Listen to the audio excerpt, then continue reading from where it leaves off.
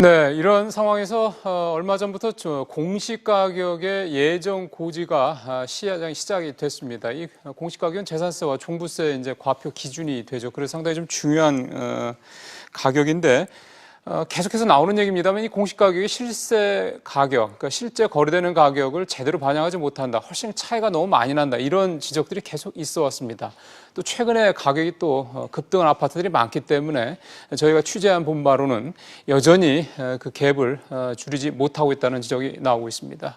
생활경제부 황인표 기자 나와 있습니다. 황 기자. 네.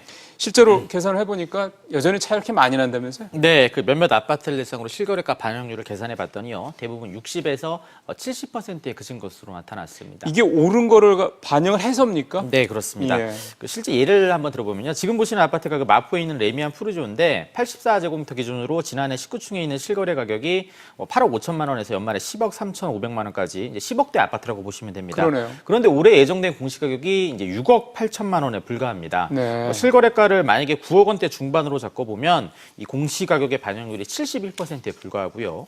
또 실거래가가 아까 10억을 넘었다고 말씀드렸는데 그랬죠. 이렇게 보면 고가 아파트에 해당돼서 지난해 이미 그 종합부동산세 대상이 되는 아파트지만 9억이 넘으니까요. 그렇습니다. 근데 공시가격이 6억 8천만 원에 불과하기 때문에 올해 종부세를 내지 않아도 되는 그렇게 되는 상황입니다. 그러네요. 이 강남과 이 송파, 그 성동에 있는 다른 아파트들도 역시 사정이 비슷했는데요. 이 보시는 것처럼 실거래 가격에 비해서 공시가격 반영률이 66%에서 많아야 76% 수준에 불과한 것으로 나타났습니다.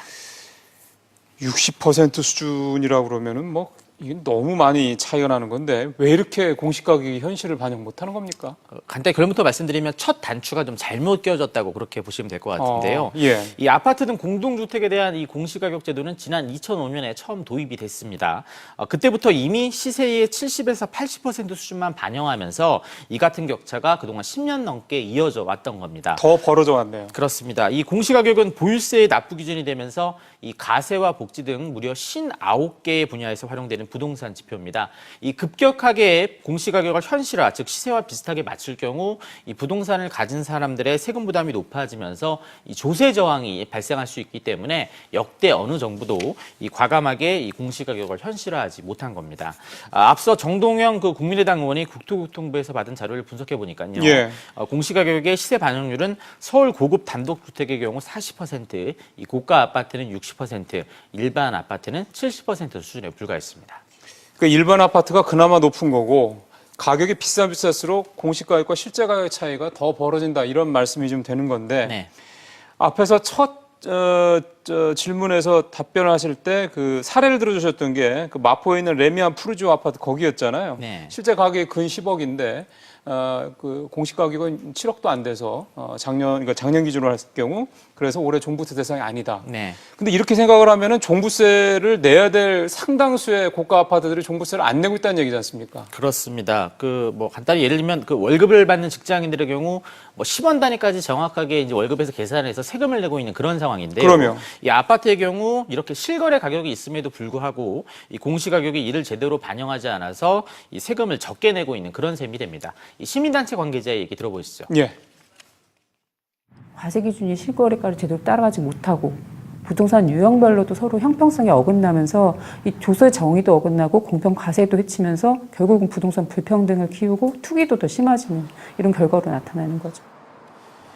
이 국토부 역시 공시가격의 불편한 진실을 잘 알고 있습니다. 하지만 앞서 말씀드린 그 조세 저항을 우려해서 이 쉽사리 그 시세에 맞춰서 지금 가격을 조정하지 못하고 있는 그런 상황인데요. 이 국토부 관계자는 4월 말에 확정된 주택 공시 가격이 나오면 그때 관련돼서 입장을 밝히겠다고 설명을 했습니다. 그러게요. 2005년도에 만들어졌으면 벌써 20년 가까이, 5, 6년 가까이 좀 이 제도가 그대로 이런 상태로 실제 상황을 반영하지 않은 채 오고 있다는 얘기인데 국토부가 좀 보겠다고 하니까 한번 보겠습니다. 그때 가서. 네, 황 기자 잘 들었습니다.